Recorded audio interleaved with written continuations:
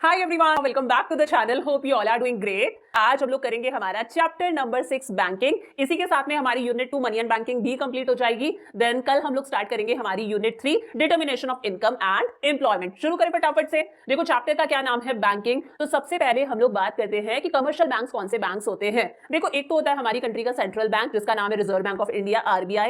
एक होते हैं कमर्शियल बैंक्स। कमर्शियल बैंक्स देखो कौन से बैंक्स होते हैं जो जनरल पब्लिक के साथ में डील करते हैं। जनरल पब्लिक मतलब आप मैं हम सब लोगों के साथ में डील करते हैं, आम जनता के साथ में डील करते हैं। इन कमर्शियल बैंक्स का काम क्या है, ये कमर्शियल बैंक्स हमारे पैसे को डिपॉजिट करते हैं, यानी कि हमारे डिपॉजिट्स एक्सेप्ट करते हैं। हम लोगों का अकाउंट होता है ना, सेविंग अकाउंट होता है, करंट बैंक अकाउंट होता है, हम FD वगैरह भी कराते हैं। तो ये कमर्शियल बैंक्स जनरल पब्लिक का पैसा डिपॉजिट करते हैं। प्लस जब भी जनरल पब्लिक को लोन की रिक्वायरमेंट होती है, ये कमर्शियल बैंक्स हमें लोन भी देते हैं। फॉर एग्जाम्पल SBI हो गया, हमारा HDFC है, येस बैंक है, देना बैंक है, ये सारे बैंक्स क्या है, कमर्शियल बैंक्स है। समझ में आ गया। तो कमर्शियल बैंक्स कौन से फाइनेंशियल इंस्टीट्यूशंस होते हैं जो जनरल पब्लिक के डिपॉजिट्स एक्सेप्ट करते हैं, जहां पर हम हमारा पैसा जमा करा सकते हैं, और जब भी हमें लोन की रिक्वायरमेंट होती है यही बैंक्स हमें लोन भी प्रोवाइड करते हैं। क्लियर है।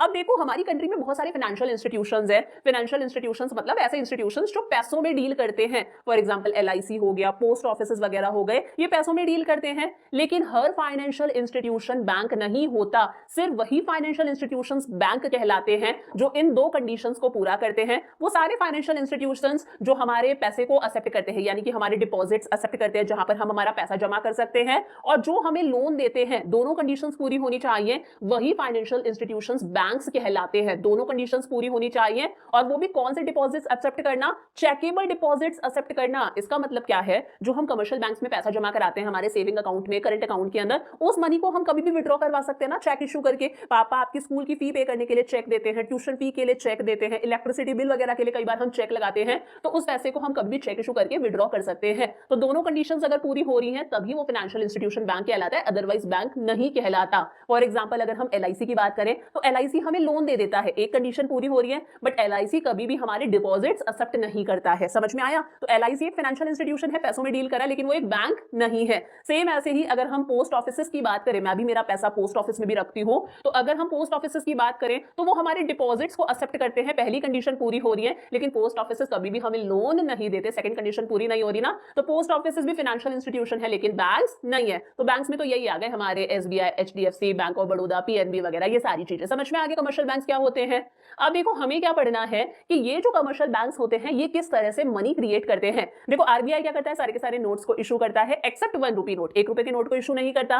और हमारी जो गवर्नमेंट है, हमारी जो मिनिस्ट्री ऑफ फाइनेंस है, उसका काम है उस 1 रुपी के नोट को इशू करना, साथ के अंदर सारे के सारे पॉइंट्स को मिंट करना। ये काम किसका है, हमारी गवर्नमेंट का। अब ये जो कमर्शियल बैंक्स होते हैं जो जनरल पब्लिक के साथ में डील कर रहे हैं, ये किसी तरह की कोई करेंसी तो इशू करते नहीं है, करेंसी तो बची ही नहीं ना। फिर भी कमर्शियल बैंक्स कंट्री के अंदर मनी क्रिएट करते हैं। कैसे क्रिएट करते हैं, बहुत ध्यान से समझना। मैं गई मान लो SBI के अंदर और मैंने SBI में जाकर 10,000 रुपीज क्या करे, डिपॉजिट करवाई। ये मैंने SBI में मेरा पैसा डिपॉजिट करवाया। चेकेबल डिपॉजिट्स है, यानी कि इस पैसे को कभी भी मैं चेक इशू करके मेरी इच्छा के हिसाब से निकलवा सकती हूँ। कभी 2,000 निकलवा लिए, कभी 3,000 निकलवा लिए। इसी को हम डिमांड डिपॉजिट्स भी बोलते हैं। क्या बोलते हैं, डिमांड डिपॉजिट, क्योंकि मैं कभी भी मेरी डिमांड पर इस पैसे को वापस निकलवा सकती हूं। अब देखो बैंक्स जो होते हैं वो सारा का सारा पैसा अपने पास में नहीं रखते। बैंक इसमें से कुछ पैसा अपने पास में रखेगा, यानी कि रिजर्व के तौर पर अपने पास में रखेगा कि कभी भी अगर नेहा मैम पैसा लेने आती है तो मुझे देने के लिए बैंक के पास में पैसा होना चाहिए। तो बैंक ने रिजर्व के तौर पर मान लो 10% पैसा अपने पास में रख लिया, मेरे अकाउंट के अंदर रख लिया। 10% कितना हुआ, 1,000 अपने पास में रख लिया। बाकी का जो बचा हुआ 9,000 है ना, उस 9,000 को बैंक क्या करते हैं, दूसरे लोगों को लोन पर दे देते हैं। कोई भी XY बंदा आया, उस बंदे को बैंक ने इस पैसे को क्या कर दिया, लोन पर दे दिया। समझ में आया। मैंने 10,000 डिपॉजिट करवाए, बैंक ने कुछ पैसा एज अ रिजर्व अपने पास में रखा कि कभी भी मांगने आती तो मुझे देने के लिए होना चाहिए, मैं कभी भी चेक इशू करके निकलवा सकती हूं। और बाकी का पैसा बैंक क्या करता है, दूसरे लोगों को लोन पर दे देता है। अब मान लो कोई भी XYZ बंदा पैसा लोन पर लेने आया, तो वो बंदा लोन पर पैसा लेने क्यों आया है, क्योंकि उस बंदे का उस बैंक के अंदर अकाउंट है। ऐसा ही होता है। तो बैंक क्या करता है, उस बंदे को ये जो पैसा है ये कभी भी कैश में नहीं देता, कैश में कभी नहीं देता। बैंक क्या करता है, इस बंदे का जो अकाउंट है ना, इस बंदे का बैंक के अंदर अकाउंट होगा, उस अकाउंट के अंदर एक क्रेडिट एंट्री पास कर देता है कि हमने आपके अकाउंट के अंदर 9,000 रुपए डाल दिए हैं। क्रेडिट एंट्री मतलब इस बंदे के अकाउंट के अंदर क्या आ चुके हैं, 9,000 रुपए आ चुके हैं। अब भाई बैंक अगेन क्या करेगा, ये भी बैंक के पास में क्या है, डिपॉजिट्स ही है। ये बंदा अपने हिसाब से जब भी थोड़ा थोड़ा पैसा चाहिए निकलवाता रहेगा। बैंक अगेन इसमें से 10% तो रखता है एज अ रिजर्व कि कभी भी ये बंदा थोड़ा बहुत निकलवाता है तो निकलवा सके। मतलब 10% यानी कि 900 अपने पास में रखा, और बाकी का जो पैसा बचा हुआ है 8,100, उस पैसे को बैंक दोबारा से क्या करता है, किसी दूसरे बंदे को लोन लोन पर दे देता है। फिर दूसरे बंदे के लिए भी क्या करता है, 8100 की एक क्रेडिट एंट्री पास कर देगा, फिर 10% रखेगा, फिर बाकी किसी और बंदे को लोन पर दे देगा। तो बैंक क्या कर रहा है, पैसे से पैसा बना रहा है। इसी को बोला जाता है money creation bye commercial bank. तो देखो, सबसे पहले जो भी लोग बैंक में पैसा डिपॉजिट करवाते हैं, जैसे मैंने डिपॉजिट करवाया था, उस अमाउंट को हम बोलते हैं प्राइमरी डिपॉजिट। मैंने फर्स्ट टाइम करवाया, उसे हम लोग क्या बोलेंगे, प्राइमरी डिपॉजिट। समझ में आया? बैंक इसमें से कुछ पैसा एज अ रिजर्व अपने पास में रखता है, कैश रिजर्व अपने पास में रखता है कि कभी भी मैं लेने जाऊं तो मुझे देने के लिए बैंक के पास में होना चाहिए। और बाकी पैसे को बैंक क्या कर देता है, दूसरे लोगों को लोन पर दे देता है, लेंड कर देता है। बैंक कभी भी दूसरे लोगों को कैश में लोन नहीं देता है। बैंक सिर्फ क्या करता है, उनके अकाउंट के अंदर एक क्रेडिट एंट्री पास कर देता है कि आपके अकाउंट में 900 रुपीज आ चुके हैं। ये भी क्या है, बैंक के डिपॉजिट्स ही है। जैसे हमारे डिपॉजिट्स थे, ये भी बैंक के डिपॉजिट्स ही है। लेकिन इन डिपॉजिट्स को जो सामने वाले बंदे ने पैसा बोरो करके डिपॉजिट्स क्रिएट करे हैं, इसे हम प्राइमरी डिपॉजिट नहीं बोलते, क्या बोलते हैं, सेकेंडरी डिपॉजिट या फिर डेरिवेटिव डिपॉजिट। समझ में आ गया? सामने वाला बंदा कभी भी अपनी जरूरत के हिसाब से चेक इशू करके थोड़ा थोड़ा पैसा निकलवा सकता है। तो ये जो प्राइमरी डिपॉजिट थे, जो मैंने डिपॉजिट करवाए, और बैंक ने जो पैसा क्रिएट करा यानी कि सेकेंडरी डिपॉजिट्स, इन दोनों को जब हम प्लस करते हैं तो इन्हीं को बोला जाता है डिमांड डिपॉजिट्स। क्योंकि ये वो पैसा है जो हम लोग या फिर जो लोग लोन पर पैसा ले रहे हैं, ये कभी भी डिमांड करके इस पैसे को निकलवा सकते हैं, यानी कि चेक इशू करके इस पैसे को निकलवा सकते हैं। अब बहुत सारे लोगों के दिमाग में आ रहा होगा कि मैम, बैंक ने तो सिर्फ 10% ही अपने पास में एज अ रिजर्व रखा है, 1000 रुपीज। मान लो आपको ज्यादा पैसे की जरूरत हो जाएगी तो बैंक आपको कैसे देगा ये सारा का सारा पैसा? तो देखो, पहली बात तो बैंक्स का हिस्टोरिकल एक्सपीरियंस कहता है, इतने सालों का जो बैंक्स का एक्सपीरियंस है वो ये कहता है कि जितने भी सारे के सारे कस्टमर्स हैं वो एक साथ एक ही दिन एक ही पर्टिकुलर पॉइंट ऑफ टाइम पर आकर अपना पैसा निकलवाएंगे नहीं। ऐसा नहीं होगा ना कि सारे के सारे कस्टमर्स एक ही दिन आ गए, हमें भी हमारा पैसा चाहिए, हमें भी हमारा पैसा चाहिए। प्लस सब लोग पूरा पूरा पैसा भी नहीं निकलवाएंगे, सब थोड़ा थोड़ा पैसा निकलवाते हैं अपनी अपनी जरूरतों के हिसाब से। तो बैंक्स का एक्सपीरियंस है कि भाई इतना रिजर्व रख लो, इतने में काम चल जाता है। और मान लो मैं किसी दिन पूरा का पूरा 10,000 भी निकलवाने आ गई तो यार बैंक की मैं कोई अकेली कस्टमर थोड़ी ना हूं, दूसरों के में से निकाल कर दे देंगे, वो सारी चीजें एडजस्ट हो जाती है। समझ में आ गया?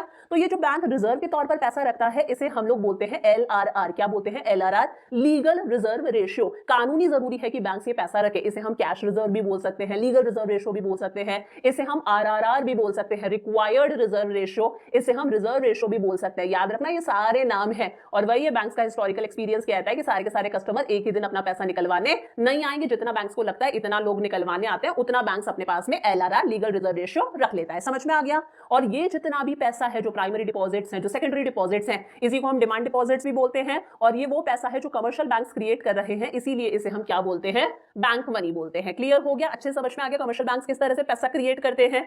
अब देखो, ये समझने के लिए सबसे पहले याद रखना, दो अजम्पशंस दिमाग में रखो कि कंट्री में क्या है, सिंगल बैंकिंग सिस्टम है। सिंगल बैंकिंग सिस्टम का मतलब है, मन में ये अज्यूम कर लो कि सारे के सारे बैंक्स एक ही हैं। आप चाहे SBI में पैसा डिपॉजिट करवा रहे हो, चाहे PNB में करवा रहे हो, चाहे येस बैंक, देना बैंक में करवा रहे हो, मान के चलो कि ये सारे के सारे बैंक्स क्या हैं, एक ही है, सारे बैंक्स एक हैं। और ये हम मान के चलेंगे कि कंट्री के अंदर जितने भी ट्रांजैक्शंस है, सेल्स है, परचेजेस है, जितने भी ट्रांजैक्शंस है, सारे ट्रांजैक्शन सिर्फ बैंक्स के थ्रू हो रहे हैं, कैश में कोई ट्रांजैक्शन नहीं हो रहा। समझ में आ गया? अब एक टेबल के थ्रू समझाती हूं। मान लो इनिशियल डिपॉजिट्स है, इनिशियल डिपॉजिट्स मतलब जो पैसा मैं बैंक में डिपॉजिट करवाने गई थी वो है 1000, और बैंक अपने पास में रिजर्व के तौर पर रखता है लीगल रिजर्व रेशियो कितना, 10%। बैंक अपने पास में 10% रखता है।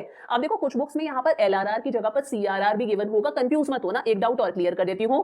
देखो, बैंक के पास में जितना भी पैसा होता है, बैंक को अपने डिपॉजिट्स का कुछ परसेंटेज RBI के पास में रखवाना पड़ता है, यानी कि पापा के पास में रखवाना पड़ता है, ताकि कल को कोई भी इमरजेंसी आए तो थोड़ा सा रिजर्व RBI के पास में होना चाहिए। इसे हम लोग बोलते हैं CRR। फुल फॉर्म होती है कैश रिजर्व रेशियो। क्या है? Cash reserve ratio. सेम ऐसे ही बैंक्स को अपने डिपॉजिट्स का कुछ परसेंटेज खुद के पास में भी रखना पड़ता है। पापा के पास में तो रखवा ही रहे हैं, खुद के पास में भी रखना पड़ता है। इसे हम लोग बोलते हैं SLR, स्टैट्यूटरी लिक्विडिटी रेशियो। और इन दोनों को ही हम LRR भी बोलते हैं। LRR की फुल फॉर्म है लीगल रिजर्व रेशियो, क्योंकि ये भी रखना कंपलसरी है, लीगली कंपलसरी है, ये भी रखना कंपलसरी है लीगली, इसीलिए दोनों को हम LRR, लीगल रिजर्व रेशियो भी बोलते हैं। यानी कि ये भी LRR है, ये भी LRR है। मैं ये नहीं कह रही कि CRR प्लस ऐसा SLR जो है वो LRR होता है, इन दोनों को ही हम LRR भी बोलते हैं। समझ में आ गया? Legal reserve ratio. तो लीगल रिजर्व रेशियो कुल मिला के बैंक्स को कितना रखना है, अपने पास में 10% रखना है। मान लो मैं गई, मैंने बैंक में 1000 रुपीज डिपॉजिट करवाए, बैंक ने 10% यानी कि 100 रुपए अपने पास में रिजर्व के तौर पर रख लिया, अपने पास में भी, RBI के पास में भी। बाकी का 900 रुपीज बैंक ने क्या कर दिया, दूसरे लोगों को लोन पर दे दिया।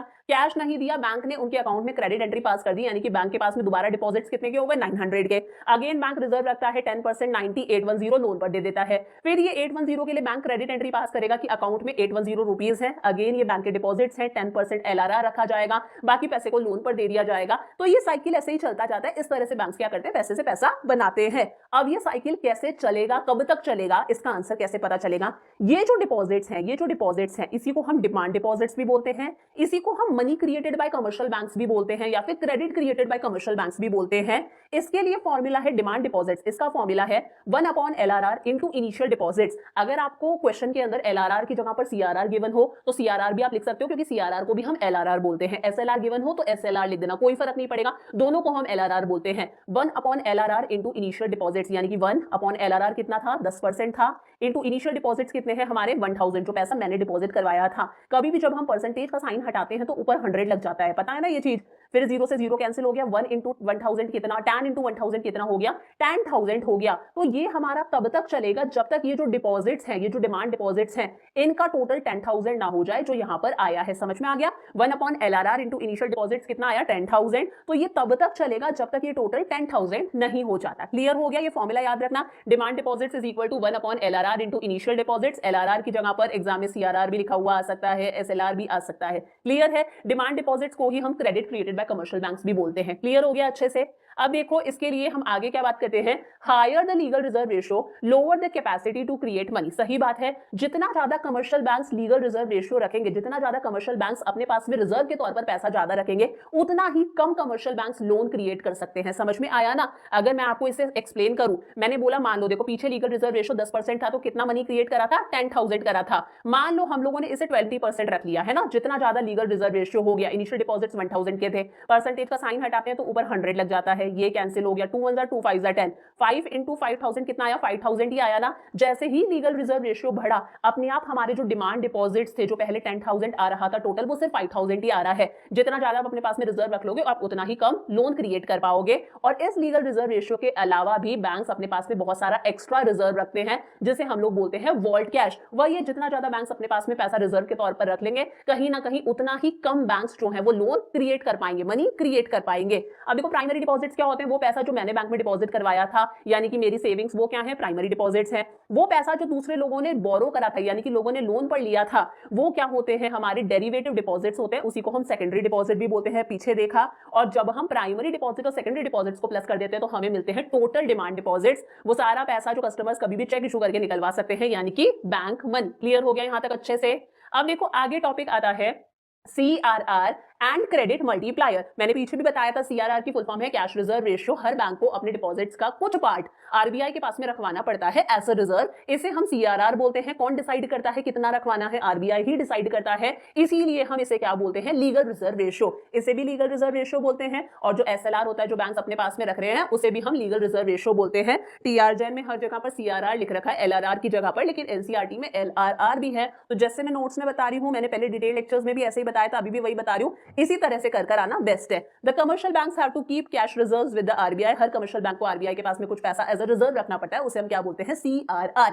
अब बात आती है क्रेडिट मल्टीप्लायर क्या होता है, बहुत इंपॉर्टेंट बात। Credit multiplier means the number of times the commercial banks can create credit. Credit का मतलब है लोन, क्रेडिट का मतलब है मनी क्रिएट करना per unit of their cash reserves with RBI। देखो क्रेडिट मल्टीप्लायर का मतलब है जितना भी कमर्शियल बैंक्स ने कैश रिजर्व रेशियो रखा है RBI के पास में, उतना कैश रिजर्व रेशियो रखकर ये जो कमर्शियल बैंक्स हैं वो कितना गुना मनी क्रिएट कर सकते हैं, उसे बोला जाता है क्रेडिट मल्टीप्लायर। मान लो 10% रिजर्व रख लिया, 10% रिजर्व रख के ये कमर्शियल बैंक्स कितना गुना कंट्री में मनी क्रिएट कर सकते हैं, ये कितने ज्यादा डिमांड डिपॉजिट्स बनवा सकते हैं, कितना ज्यादा लोन क्रेडिट क्रिएट कर सकते हैं, पैसा क्रिएट कर सकते हैं, उसे हम लोग बोलते हैं क्रेडिट मल्टीप्लायर। इसी क्रेडिट मल्टीप्लायर को हम के से भी डिनोट करते हैं, हमेशा याद रखना। जैसे फॉर्मूला हो गया 1/CRR। मैंने बोला CRR है मान लो 10%, 10% है, परसेंटेज का साइन हटाएंगे तो ऊपर 100 लग जाता है। तो अगर हमारा CRR कितना है, 10% है, तो जो कमर्शियल बैंक्स हैं वो 10 आया ना, वो 10 टाइम्स पैसा क्रिएट कर सकते हैं। 10 टाइम्स पैसा क्रिएट करने से मेरा मतलब है अगर इनिशियल डिपॉजिट्स 1000 के हैं तो 1000 का 10 टाइम्स कर लो, यानी कि 1000 को 10 से मल्टीप्लाई कर लो, कितना आएगा, 10,000 आएगा ना। तो कमर्शियल बैंक्स 10,000 तक के डिमांड डिपॉजिट्स यानी कि कंट्री में मनी, यानी कि कंट्री के अंदर क्रेडिट क्रिएट कर सकते हैं। मनी को ही हम लोग क्या बोलते हैं, क्रेडिट बोलते हैं। तो याद रखना CRR यानी कि क्रेडिट मल्टीप्लायर का फॉर्मूला क्या है, 1/CRR। K is equal to 1/CRR। Credit multiplier बताता है कि इतना कैश रिजर्व रेशियो रखकर जो कमर्शियल बैंक्स है वो मैक्सिमम कितने अमाउंट तक का क्रेडिट क्रिएट कर सकते हैं, कंट्री में पैसे से पैसा बना सकते हैं। समझ में आ गया? क्वेश्चंस करके देख लें। LRR 5% है, LRR की जगह पर CRR गिवन होता तो LRR की जगह पर CRR लिख देते। हमें मनी मल्टीप्लायर निकालना है। मनी मल्टीप्लायर का पीछे फॉर्मूला हम लोगों ने क्या देखा, 1/CRR। मैंने आपको क्या बताया, CRR को ही हम LRR भी बोलते हैं। तो जो गिवन है वो आपको लिखना है।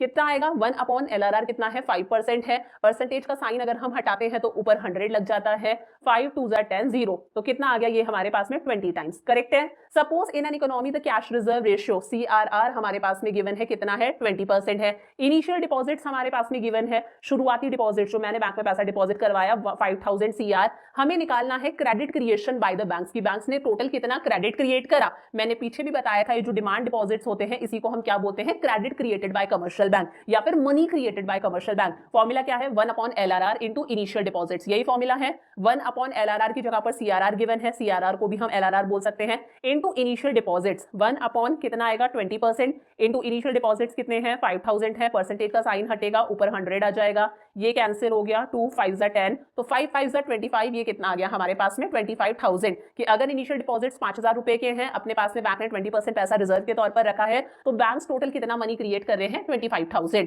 कैलकुलेट इनिशियल डिपॉजिट्स इस बार निकालने हैं, total deposits created by bank, अभी जो हम लोगों ने निकाला ना इस बार वो चीज हमें गिवन है और लीगल रिजर्व रिक्वायरमेंट भी गिवन है। तो डिमांड डिपॉजिट्स वही फॉर्मूला लगा रहे हैं, डिमांड डिपॉजिट्स का फॉर्मूला क्या होता है 1 लीगल रिजर्व रेशियो, CRR होता तो वो लिख देते, इनटू इनिशियल डिपॉजिट्स। क्या क्या गिवन है, डिमांड डिपॉजिट्स गिवन है कि टोटल हम लोगों ने इतना पैसा बना लिया, is equal to 1 legal reserve ratio कितना है 10% है, परसेंटेज का साइन हटा के मैंने ऊपर डायरेक्ट 100 लगा दिया, इनटू इनिशियल डिपॉजिट्स हमें निकलवाना है। समझ में आ गया, ये कैंसिल हो गया, तो ये हमारे पास में आ गया 16,000 इज इक्वल टू, ये कितना है 10 है, 10 इंटू इनिशियल डिपॉजिट्स, यही है 10 इंटू इनिशियल डिपॉजिट्स। तो इनिशियल डिपॉजिट्स कितना आ जाएगा हमारे पास में 16,000, साथ वाला जो 10 है वो नीचे आ गया, ये हमारे पास में आ गया 1,600। समझ में आ गया, बहुत डिटेल में पढ़ना है ना, बहुत ही डिटेल में, तो आपको डिस्क्रिप्शन के अंदर मैक्रो की डिटेल प्लेलिस्ट का लिंक मिल जाएगा, वहां से पढ़ सकते हो।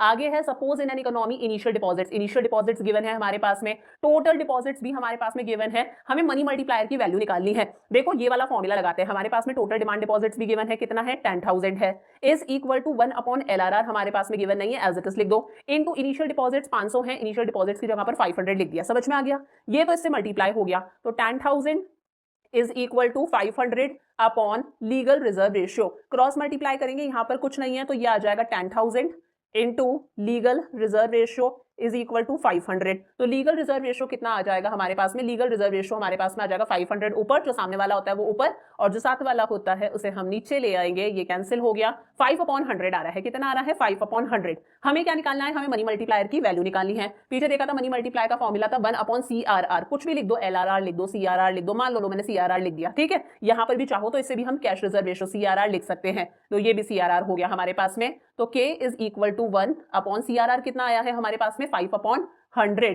तो ऊपर वाला 1 एज इट इज रहने दो, नीचे वाले को रेसिप्रोकल कर देते हैं हम लोग, 100/5 आ गया, 5 1 5 2 10, तो ये हमारे पास में आ गया क्रेडिट मल्टीप्लायर, यानी कि मनी मल्टीप्लायर कितना आया 20 टाइम्स। एक चीज और याद रखना, ये जो क्रेडिट मल्टीप्लायर होता है इसे हम K से डिनोट करते हैं, और इसी का दूसरा नाम अभी क्वेश्चन में गिवन था ना, इसी का दूसरा नाम होता है मनी मल्टीप्लायर, याद रहेगा। समझ में आ गया, यहां तक अच्छे से क्लियर है।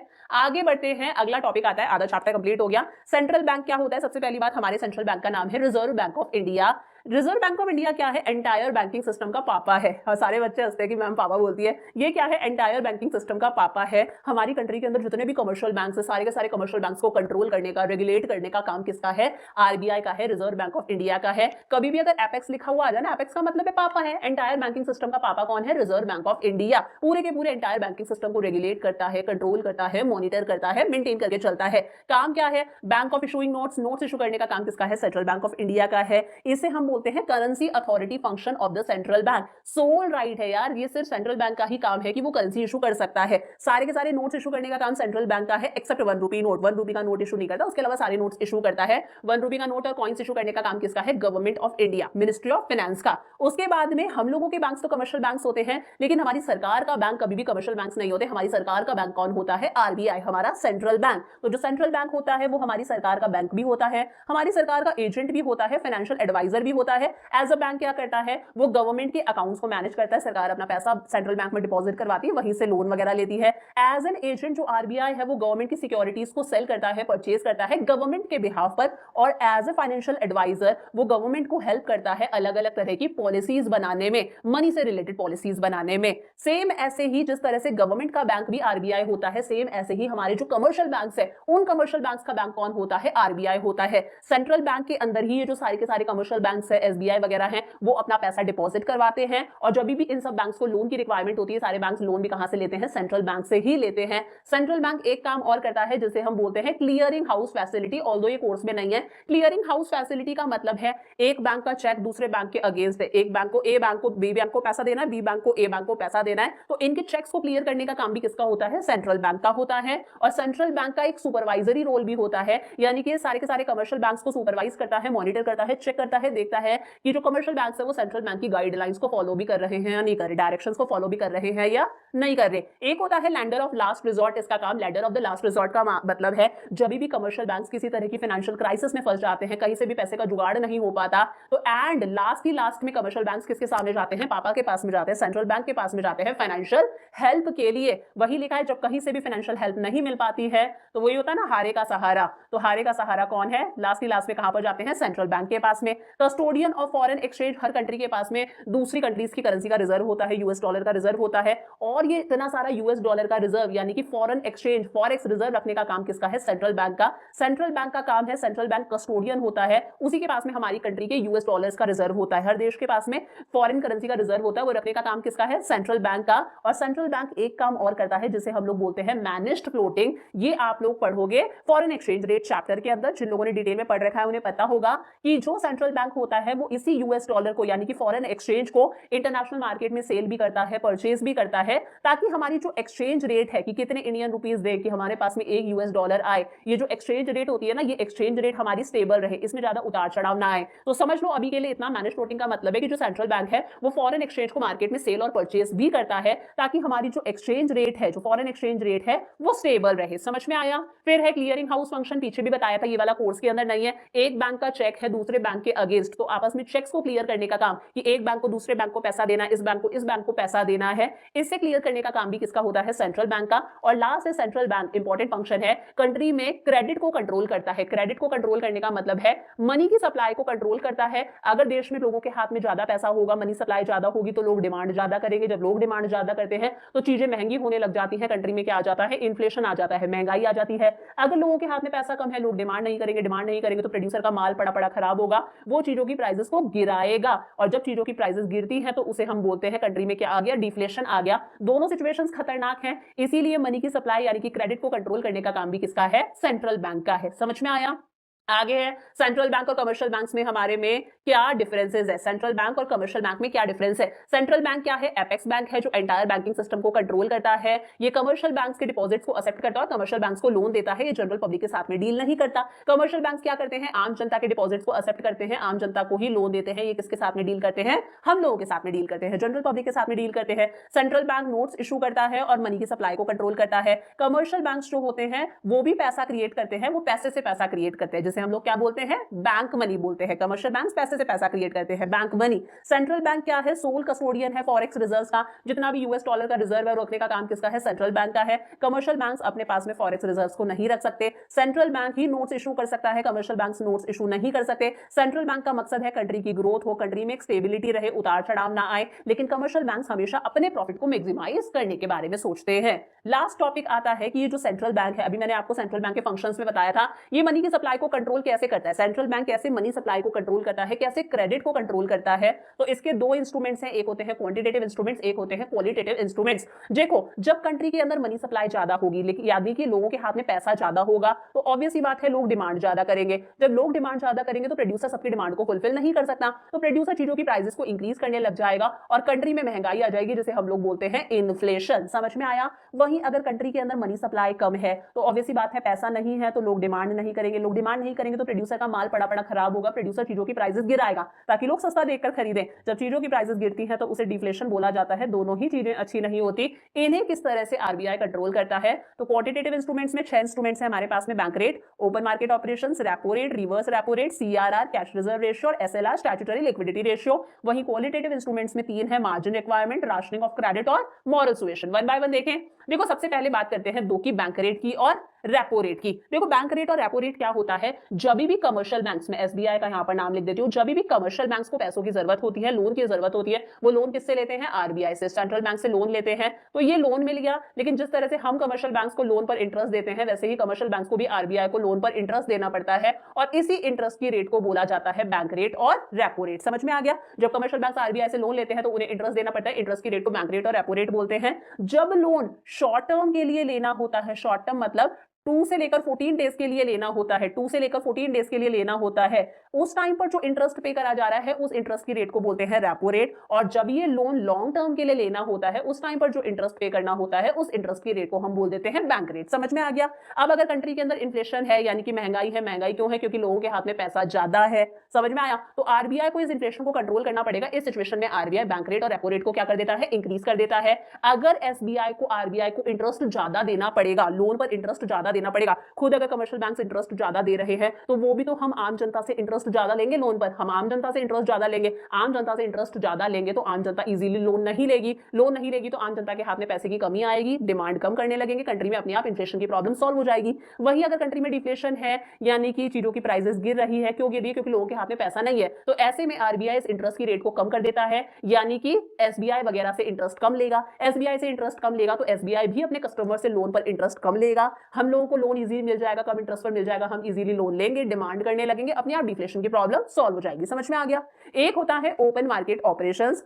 ओपन मार्केट ऑपरेशंस का मतलब है जो आरबीआई होता है वो गवर्नमेंट के बिहाफ पर, गवर्नमेंट की जो सिक्योरिटीज होती है, शेयर्स वगैरह होती हैं, सारी चीजें, बॉन्ड्स वगैरह होते हैं, उन्हें जनरल पब्लिक को सेल करता है और जनरल पब्लिक से परचेज करता है। जब आरबीआई गवर्नमेंट की सिक्योरिटीज को सेल और परचेज करता है उसे हम क्या बोलते हैं, ओपन मार्केट ऑपरेशंस। इन्फ्लेशन, लोगों के हाथ में पैसा ज्यादा है, लोग डिमांड ज्यादा कर रहे हैं, इस सिचुएशन में आरबीआई गवर्नमेंट सिक्योरिटीज को सेल करेगा जनरल पब्लिक को। जब जनरल पब्लिक को सेल करेगा, जनरल पब्लिक के पास में सिक्योरिटीज आएंगी तो जनरल पब्लिक को पेमेंट करनी पड़ेगी, जनरल पब्लिक पेमेंट करेगी तो अपने आप जनरल पब्लिक के हाथ में पैसे की कमी हो जाएगी, पैसे की कमी हो जाएगी तो जनरल पब्लिक डिमांड कम करेगी, डिमांड कम करेगी तो दोबारा से जो चीजों की प्राइसेस इंक्रीज हो रही थी वो गिरने लगेंगी, इन्फ्लेशन की प्रॉब्लम सॉल्व होगी। डिफ्लेशन, लोग डिमांड नहीं करें, लोगों के हाथ में पैसा नहीं है, ऐसे में आरबीआई लोगों से सिक्योरिटीज क्या करता है, परचेज करता है। सिक्योरिटीज परचेज करेगा तो आरबीआई लोगों को क्या करेगा, पेमेंट करेगा, लोगों के हाथ में पैसा आएगा, लोगों के हाथ में पैसा आएगा, लोग डिमांड करने लगेंगे, चीजों की प्राइसेस दोबारा से बढ़ने लगेंगी, डिफ्लेशन की प्रॉब्लम सॉल्व होगी। समझ में आया? एक होता है रिवर्स रेपो रेट। देखो रिवर्स रेपो रेट का मतलब क्या है, ये हमारा आरबीआई है, ये हमारा एसबीआई है।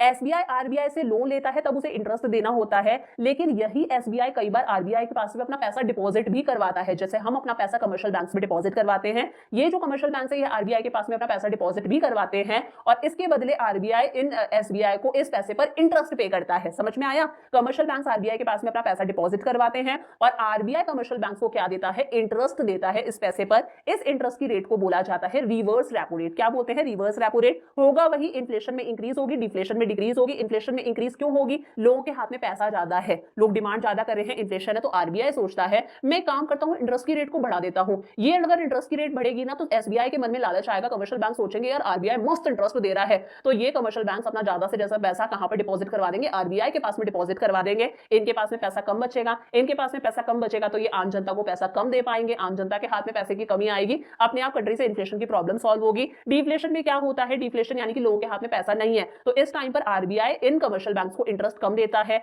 अब ये कमर्शियल बैंक्स देखेंगे यार आरबीआई के पास में पैसा जमा करा रहे हैं, इंटरेस्ट बहुत कम मिल रहा है, अगर इंटरेस्ट कम मिल रहा है तो ये कमर्शियल बैंक्स आरबीआई को पैसा जमा नहीं करवाएंगे, कमर्शियल बैंक्स के पास में पैसा ज्यादा बचेगा, पैसा ज्यादा होगा तो ये आम जनता को वो पैसा लोन पर देंगे, आम जनता के हाथ में पैसा आएगा, आम जनता डिमांड करेगी, डिफ्लेशन की प्रॉब्लम सॉल्व होगी। समझ में आ गया? फिर आता है cash reserve ratio, statutory liquidity ratio. अपने डिपॉजिट्स का वो पार्ट जो कमर्शियल बैंक्स आरबीआई के पास में रखवाते हैं उसे सीआरआर बोलते हैं, और अपने डिपॉजिट्स का वो पार्ट जो कमर्शियल बैंक्स अपने पास में ही रखते हैं वो भी लिक्विड एसेट्स की फॉर्म में, यानी कि गोल्ड की फॉर्म में, कैश की फॉर्म में, फॉरेन सिक्योरिटीज की फॉर्म में, उसे हम बोलते हैं SLR, statutory liquidity ratio. Country में इन्फ्लेशन ज्यादा है, लोगों के हाथ में पैसा ज्यादा है, तो आरबीआई बोलेगा सीआरआर और एसएलआर को इंक्रीज कर दो, रिजर्व्स के तौर पर पैसा ज्यादा रखो, आम जनता को पैसा कम दो क्योंकि महंगाई बढ़ रही है। डिफ्लेशन के अंदर आरबीआई बोलता है अपने पास में भी पैसा कम रखो, मुझे भी पैसा एज अ रिजर्व कम ही रखवाओ, लोगों को पैसा ज्यादा दो, लोगों को पैसे की रिक्वायरमेंट है, अपने आप लोगों के हाथ में पैसा जाएगा, लोग डिमांड करेंगे, डिफ्लेशन की प्रॉब्लम सॉल्व हो जाएगी। समझ में आ गया? तो एक बार ये पॉइंट देख लेना, इन्फ्लेशन में क्या होता है, डिफ्लेशन में क्या होता है, समझ में आ गया। लास्ट आता है क्वालिटेटिव इंस्ट्रूमेंट्स। नंबर 1 है मार्जिन रिक्वायरमेंट। मार्जिन रिक्वायरमेंट का मतलब है, मान लो आपको बैंक से लोन लेना है 10 लाख रुपए का, 10 लाख का लोन लेना है, तो बैंक आपको बोलता है लोन मिल जाएगा, लेकिन आपको कोई ना कोई सिक्योरिटी गिरवी रखवानी पड़ेगी, कोलैटरल सिक्योरिटी, कुछ ना कुछ गिरवी रखवाना पड़ेगा, जिसकी कीमत होनी चाहिए 12 लाख। तो आप लोन 10 लाख का ले रहे हो, आपको सिक्योरिटी 12 लाख की रखवानी है, तो ये जो 2 लाख का डिफरेंस है ना, जितने की आप कोई चीज गिरवी रखवा रहे हो और आपके लोन के अमाउंट में जो डिफरेंस है, इस डिफरेंस को बोला जाता है मार्जिन रिक्वायरमेंट। अगर कंट्री में इन्फ्लेशन है, महंगाई ज्यादा है, तो ऐसे में आरबीआई इस मार्जिन रिक्वायरमेंट को बढ़ा देता है। कहीं ना लोग हेजिटेट होंगे कि यार 10 लाख का लोन लेना है, 15 लाख की सिक्योरिटी गिरवी रखवानी पड़ रही है, तो लोग लोन नहीं लेंगे, इन्फ्लेशन की प्रॉब्लम सॉल्व होगी। डिफ्लेशन में आरबीआई इस मार्जिन रिक्वायरमेंट को कम कर देता है, 10 लाख का लोन चाहिए, 10 लाख 50,000 की सिक्योरिटी रखवा दो, सिर्फ 50,000 एक्स्ट्रा की सिक्योरिटी, लोग आराम से लोन ले लेंगे, डिफ्लेशन की प्रॉब्लम सॉल्व होगी। राशनिंग ऑफ क्रेडिट, जब कंट्री में इन्फ्लेशन होता है तो आरबीआई इंट्रोड्यूस करता है क्रेडिट राशनिंग, यानी कि आरबीआई हर सेक्टर पर रिस्ट्रिक्शंस लगा देता है कि आपको इस पर्टिकुलर बिजनेस एक्टिविटी के लिए इतना ही लोन देना है, इससे ज्यादा लोन नहीं देना, क्योंकि कंट्री में महंगाई है, इन्फ्लेशन है, लोगों के हाथ में ऑलरेडी पैसा ज्यादा है। लेकिन जब कंट्री के अंदर डिफ्लेशन होता है तो उस टाइम पर आरबीआई सारे के सारी क्रेडिट राशनिंग यानी कि रेस्ट्रिक्शंस हटा देता है, आप आराम से फ्रीली किसी भी बिजनेस एक्टिविटी के लिए कितना भी लोन दे सकते हो। मॉरल सॉल्यूशन वही है, आरबीआई मॉरली बोलता है अगर कंट्री में इन्फ्लेशन है तो आप लोन देने में थोड़ा सा स्ट्रिक्ट हो जाओ, इजीली लोन मत दो। कंट्री में डिफ्लेशन है तो आरबीआई बोलता है कि आप लोन देने में लिबरल हो जाओ, फ्री हो जाओ, आराम से अपने कस्टमर्स को लोन दो। समझ में आ गया? तो ये जो लास्ट वाला टॉपिक है ना, क्वांटिटेटिव इंस्ट्रूमेंट्स, जो हम लोगों ने पढ़े थे, ये इस चैप्टर में सबसे इंपॉर्टेंट है, अच्छे से करना, यहां से क्वेश्चन बनता है। तो ये यूनिट भी कंप्लीट हो गई। कल हम लोग करेंगे हमारा chapter number 7, aggregate demand, aggregate supply, related concepts. Lecture कैसा लगा मुझे कमेंट्स के अंदर जरूर बताना। आई विल सी यू टुमारो, और हो सके तो इन लेक्चर्स को अपने फ्रेंड्स के साथ में भी शेयर करो। I will see you tomorrow, lots of love, bye bye.